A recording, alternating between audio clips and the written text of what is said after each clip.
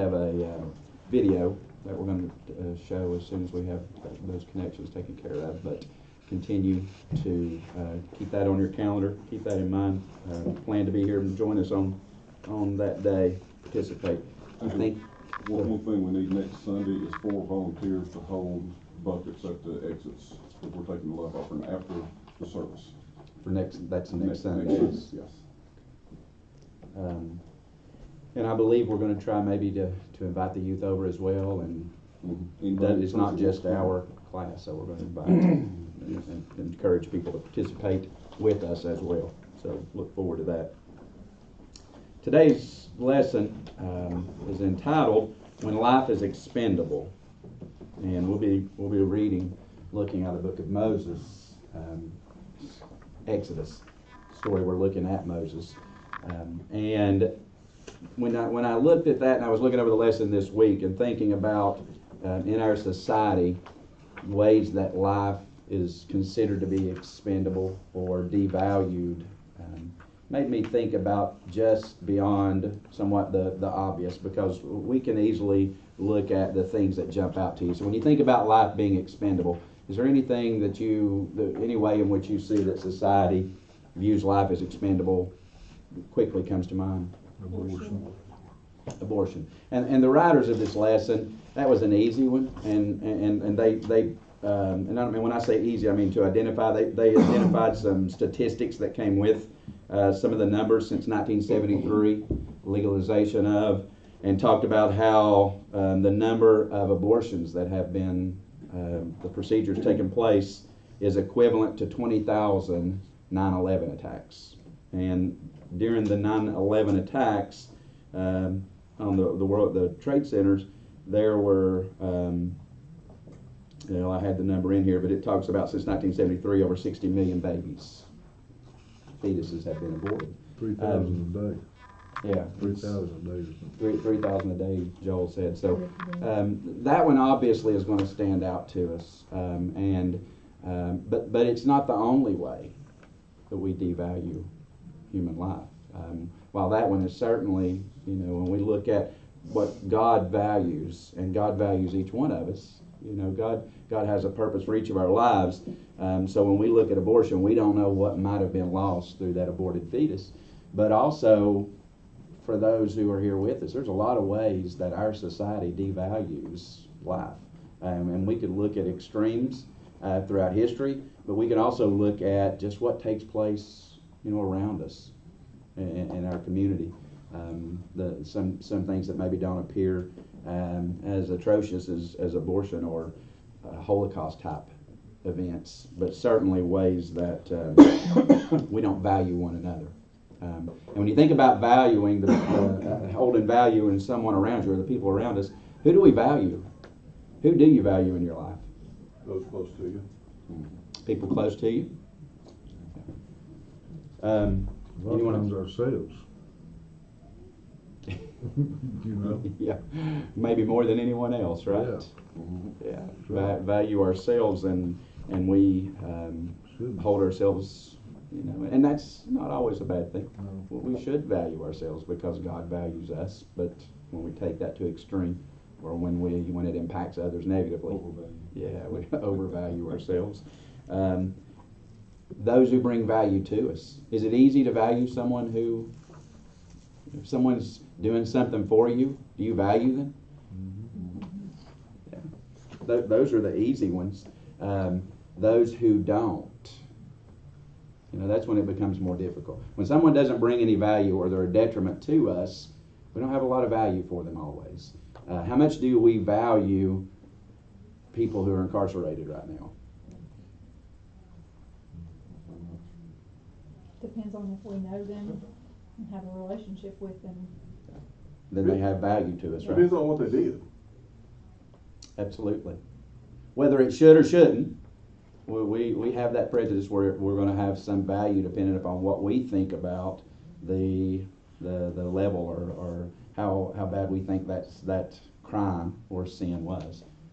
So certainly when we look at those who are incarcerated, we may not have as much value immediately. Take the time to find that. How much does God value those incarcerated? as much as it does us. That's hard to accept sometimes, isn't it? Yeah. It's hard to accept, especially if that person incarcerated had a direct impact on us. I don't know everyone's, I couldn't speak to everyone throughout, what you may have had experiences in life, but if someone's incarcerated because of something they have done to you or a family member of yours, it's definitely going to be harder, maybe, to get past that and hold value. But we forget sometimes that God values them just as much.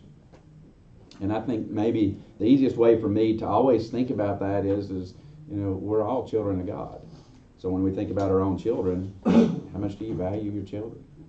How much do you love them? To what extent would you give to them? And how many times are you willing to forgive? What are you willing to do for them? And I think, I don't know about you all, but there are times when when you think about your own kids, you get to that, I'm done. I'm tired of this. I'm done with that. And of course we're not really, but in our minds that's the way we feel in the moment. And we see examples even in society today of those family relationships that have broke apart to where parents, different ages, I won't say just young parents, but they don't value their own children's lives. They value themselves higher, so that they're more concerned with what they're getting out of their own life than any sacrifices they would have to make for their own children. But God didn't do that. So much so that God sent His own Son. That's how much He values not just our lives, but those incarcerated, everyone around us. So it's easy for us to find value in people that give value to ourselves. A little more difficult when that value is not readily available. When we can't identify, what are you doing for me? What do I get from you? Then sometimes we tend to look at maybe people, we're going to go back to those who are incarcerated, those in jail, and say, well, what value are they? I don't know why have you ever heard that conversation, or maybe even been guilty yourself of, why do we waste that? We have to spend all this money on all those jails and all of those, everything, how long people stay on death row or whatever that may look like. And we're guilty of that. But as Christians, that's a different, we're looking at the legal system and those pieces, but as Christians, what should our opinion of those people who are incarcerated be? They're just as valuable. And that's not to excuse away what their crime was. We're all held to that standard, and Jesus even said, talked about the difference in government given to Caesar, and talking about the differences abiding by man's law, just not putting it above God's law. Just not putting it above God's law. So we're going to look at today in the scripture, Exodus, and we'll be in chapter 1, 16, 17, 22, and then chapter 2, 1 through 9. And we'll be looking at the birth story of Moses. And when you think about the birth story of Moses, before we read our scripture, how does the birth story of Moses relate to the title, which is When Life is Expendable? So what do you already know about the birth story of Moses that would relate to life being expendable? He wasn't supposed to exist. Kill all the boys. Yeah. Yeah. He was supposed to die. Yeah. Pharaoh was going to kill all the boys. And was Pharaoh going to kill all males in Egypt? Yep. Every male. Yep. Did he decree that all males would die? Newborns. All newborn males. And depending upon the translation, I believe the King James says all males.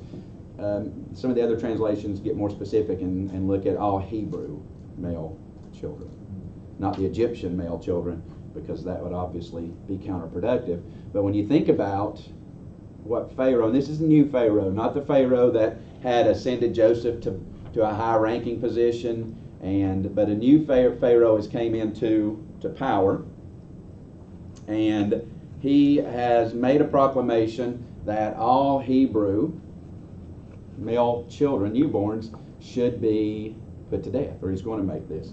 And why would he do that? Why do you think that he would? So he's the new Pharaoh. He's the new guy in town. He's the new leader, and he makes a proclamation that He's made a couple of attempts, and this has been his second. He goes to, we'll see in Scripture in just a moment, he goes to midwives. He identifies two, but perhaps, it's hard to imagine that they were the only two midwives for the entire Hebrew population. So he goes to them, and maybe they were to carry this out to the others who were helping with birth.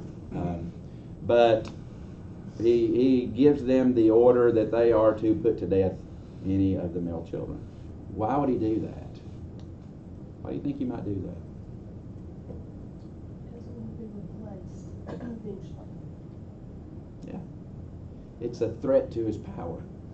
It's a threat to his power. It's a perceived threat.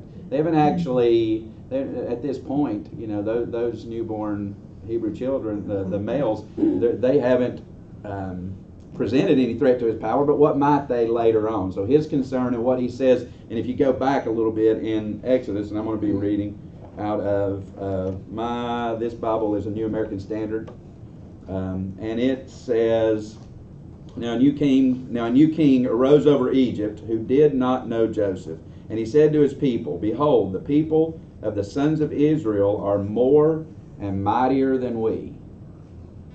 Come, let us deal wisely with them, lest they multiply, and in the event of war, they also join themselves to those who hate us and fight against us to depart from the land.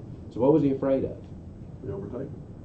He's afraid that at some point later, because there were so many of the Israelites, that at some point, if someone were to wage war against Egypt, that they would join the other side and they would overrun. And why might they join the other side? What was their position in the Egyptian society? They were slaves. Yeah, they were slave laborers. So some irony with that. Once he recognizes this and he makes these decrees, he's looking to kill all the male Israelite children, the male newborns. What would he also be doing?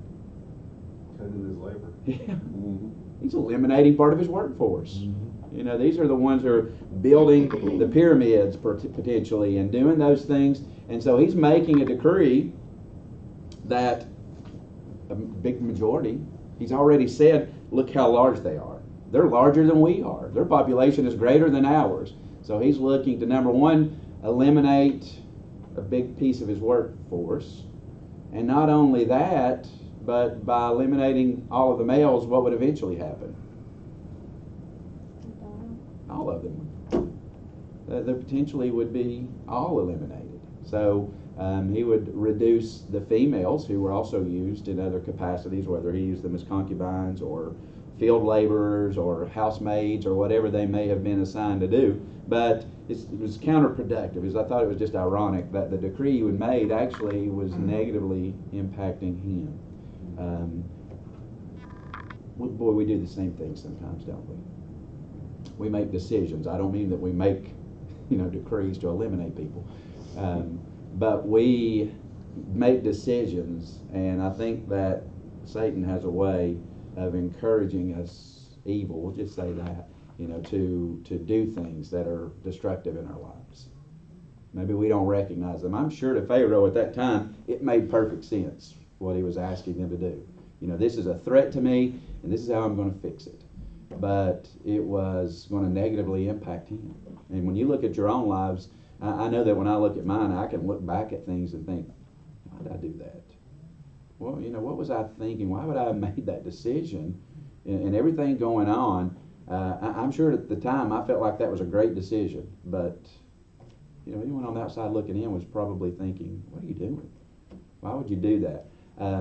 But the devil has a way of making things look very appealing, doesn't he? Satan has a way of making us look at things and think, yeah, that's what I need to do.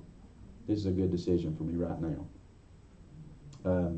And participate in things that we don't need to be. So that's the kind of the backstory. That's where we're at up to this point. So the scripture reading in Exodus 1:16, picking up there in your book, says, when you help the Hebrew women give birth, observe them as they deliver. If the child is a son, kill him. But if it's a daughter, she may live. The midwives, however, feared God and did not do as the king of Egypt had told them. they let the boys live. Pharaoh then commanded all his people, "You must throw every son born to the Hebrews into the Nile, but let every daughter live." Now a man from the family of Levi married a Levite woman. The woman became pregnant and gave birth to a son. When she saw that he was beautiful, she hid him for 3 months. But when she could no longer hide him, she got a papyrus basket for him and coated it with asphalt and pitch. She placed the child in it and set it among the reeds by the bank of the Nile. Then his sister stood at a distance in order to see what would happen to him. Pharaoh's daughter went to bathe at the Nile while her servant girls walked along the riverbank. She saw the basket among the reeds, sent her slave girl, took it, opened it, and saw him, the child. And there he was, a little boy crying. She felt sorry for him and said, "This is one of the Hebrew boys." Then his sister said to Pharaoh's daughter, "Should I go and call a Hebrew woman who is nursing to nurse the boy for you?" "Go," Pharaoh's daughter told her. So the girl went and called the boy's mother. Then Pharaoh's daughter said to her, "Take this child and nurse it for me, and I will pay your wages." So the woman took the boy and nursed him. All right, so several things going on in that scripture. And looking back, so Pharaoh again, he has made a decree. He has actually made a couple of, this is maybe the second attempt, but he has, first to third here, but he's asked that all of the Hebrew women who give birth, that the males be put to death. And he is looking to limit the possible future threat toward his kingdom, toward his power.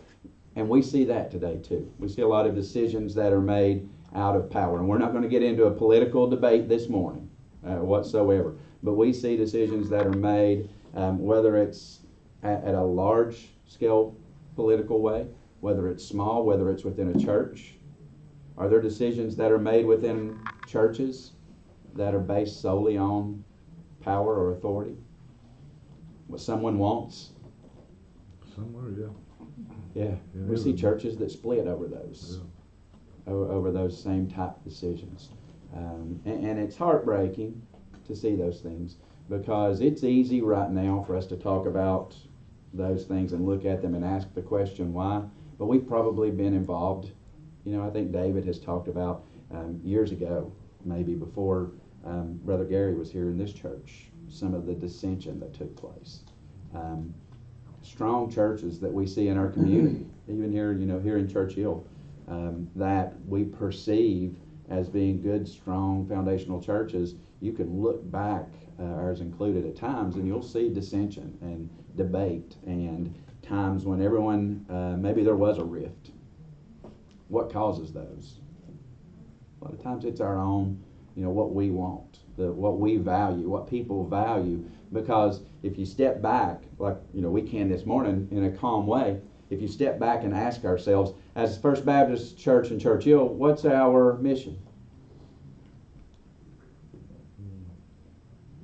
Love is practiced as well as preached. Carry out the Great Commission. Right.